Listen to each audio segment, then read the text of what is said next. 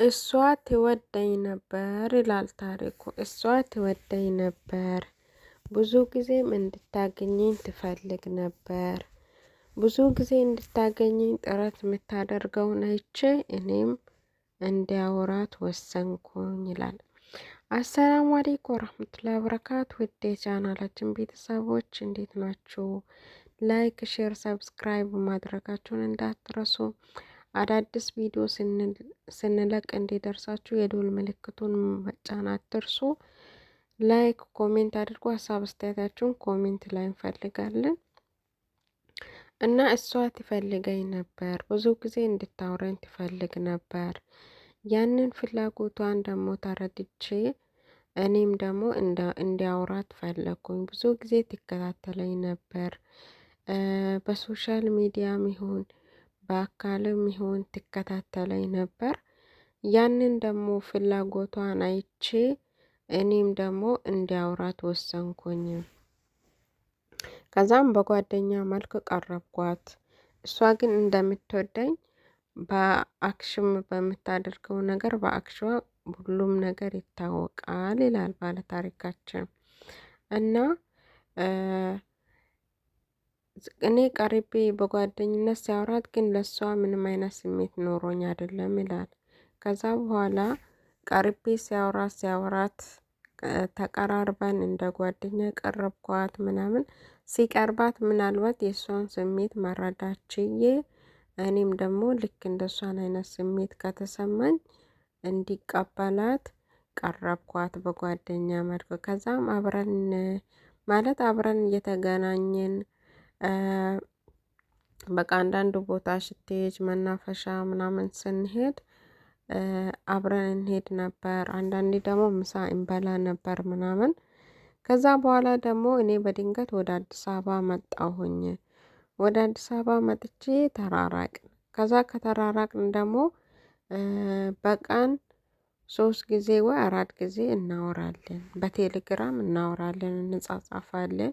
ሲቀጥል ደግሞ እኔም ፍሬ በሆንኩ ሰዓት እደውልላታለሁ፣ እሷም ታወራኛለች። እሷ ግን ቶክቶከር ናት፣ ጌመር ናት ይላል። በቶክቶክ በጣም ታዋቂ ናት፣ ጌመር ናት። ያ ነገር ግን ለእኔ ምንም አይነት ምቾት አይሰጠኝም።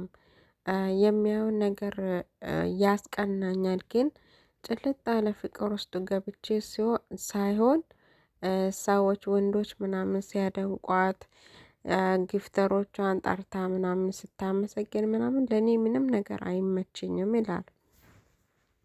ከዛ እንደዛ እያነቀጠን አንዳንድ ጊዜ ማለት እኔ ስራ ጨርሼ ሲገባ በቃ ሊተኛ ነው ደክሞኛል ብላ ምክንያት እንትን ማለት ጀመረች። ጸባዩዋ መቀያየር ጀመረ።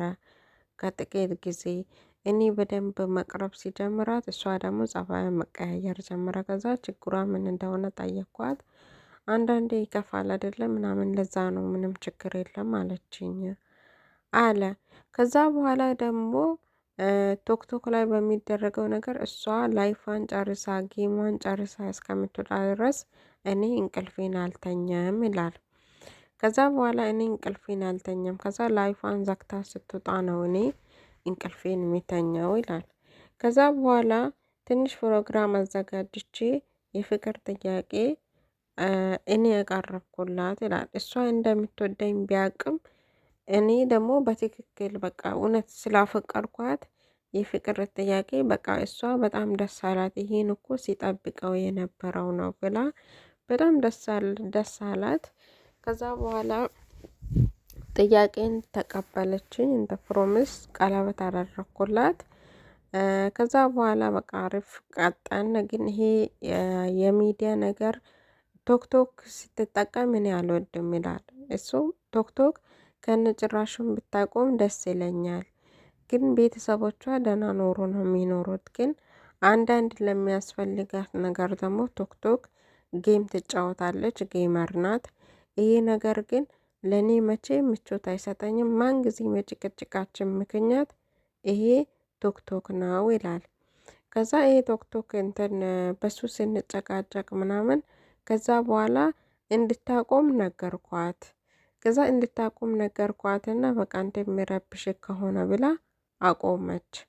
አቆማ ለአንድ ለሶስት ወር አቆመች። ከዛ በኋላ ደግሞ ሰላም እያወራን እኔም ስራዬን እየሰራው ነበር፣ እሷም ደግሞ በቃ በሰላም ነበር። ከዛ በኋላ ደግሞ ጌም ስለለመደች አንዳንድ ነገር የምትፈልገውን ነገር ከቤተሰብ ሳትጠይቅ በጌሞቹ እንትን ስለምታደርግ ስለምሸፍን ከዛ በኋላ በጣም በቃ እንደከበዳትና እንትን እንዳለች ነገራች። እኔም እንዳረዳት አዲስ አበባ ሰው ቤት ነው የሚሰራው፣ በቂ ገቢ የለኝም ይላል። ከዛ በቃ መጀመር አለብኝ ለአንዳንድ ለሚያስፈልጉኝ ነገሮች በፊት ሳላስብ ነበር ወጪ የሚያደርግ፣ አሁን ግን ምንም ነገር የለኝም አለችኝ አለ።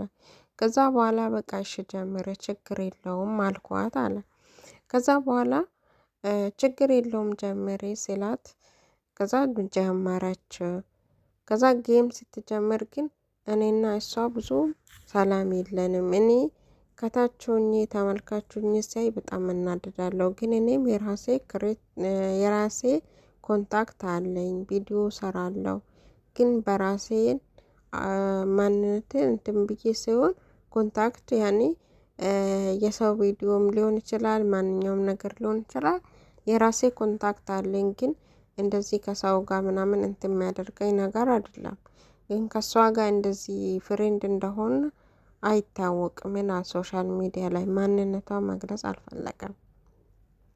እና ከዛ በኋላ ይሄን ቶክቶኩ አሁንም በድጋሚ መጨቃጨቅ ጀመርን። ከዛ በኋላ አንድ ጊፍተር ማለት አዲስ ቶክቶክ አሁን ካቆመችው ከሶስት ወር በኋላ በድጋሚ ወደ ቶክቶክ ስትመለስ አንድ ጊፍተር እንትን አለች። ከዛም አንድ ጊፍተር ለየት ያለ ጊፍት በጣም አንድ ቀን ጌም ስትጫወት ለየት ያለ ጊፍት ከሁሉም የበለጠ ሰጣትና ከዛ በኋላ ቴንኪው ብላ በውስጥ ጻፈችለት። ከዛም በውስጥ ቴንኪው ብላ ስትጽፍለት እሱም ደግሞ ምንም ችግር የለውም ለአንቺ ሲያንስሽ ነው ብሎ መለሰላት። ግን የእሷን የቶክቶክ ፓስፖርት አውቀዋለሁ እኔም በእሷ ቶክቶክ መግባት እችላለሁ፣ ግን የምትጻጻፈውን አያለው። ከዛም ደግሞ አንዳንዶቹ ወድሻለሁ ምናምን ብሎ ሲጽፉላት በጣም እናደዳለሁ። ከዛ እያናደደኝ ሲመጣ እሷ ቶክቶክ ውስጥ ሜሴጅ ኢንቦክሷ ውስጥ መግባት አቆምኩኝ ይላል። ከዛም ይሄ ጊፍተር ደግሞ ለየት ያለ ጌም ጊፍት ይሰጣታል በየጊዜው ስትጫወት። እከሌ አመሰግናለሁ ምናምን ማል ብላ ስሙን መጥራት ጀመረች። ያ ነገር ግን ለእኔ ምቾት አልሰጠኝም፣ በጣም እናደዳለሁ። ይሄ ነገር ታይ እንደዚህ ሲላት እኮ እሱ እኮ ጊፍተር ነው ምን ችግር አለው ምናምን ትለኛለች።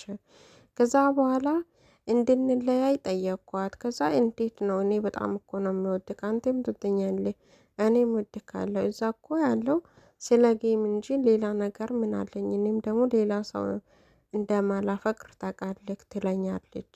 ከዛ ከሷ ርቄ መሄድ አልቻልኩም። ይሄ ጊፍተር ግን በውስጥ እየገባ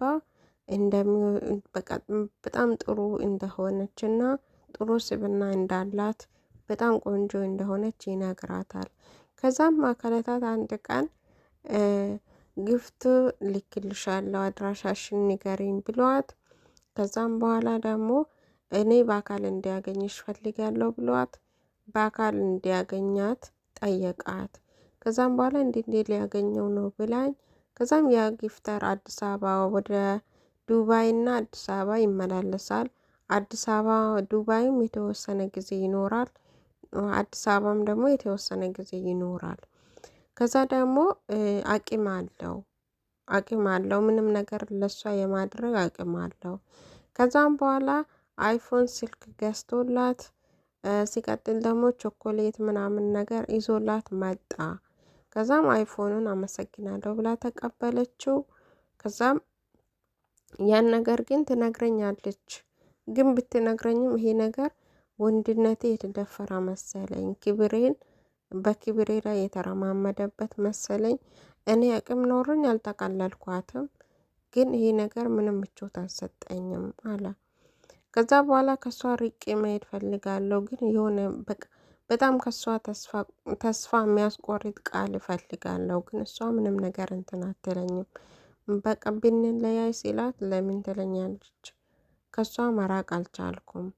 ከዛ ይሄ ሆኖ ያለ ያኛው ሰው በሁለተኛው ላግኝ ይሻላትና ከዛ የበለጠውን ከመጀመሪያው የተሻለ አይፎን በድጋሚ ሰጣት። ስለዛ ደግሞ እኔ በጣም ከፋኝ። እኔ ችዬ ቢያገባትና ከዛ በኋላ ደግሞ ጌምን ባትጫወት ደስ ይለኛል። ስለዛ ደግሞ ምን ላድርግ ይላል። እውነተኛ የፍቅር ታሪክ ነው። ላይክ እና ሼር ሰብስክራይብ ማድረጋችሁን አትርሱ።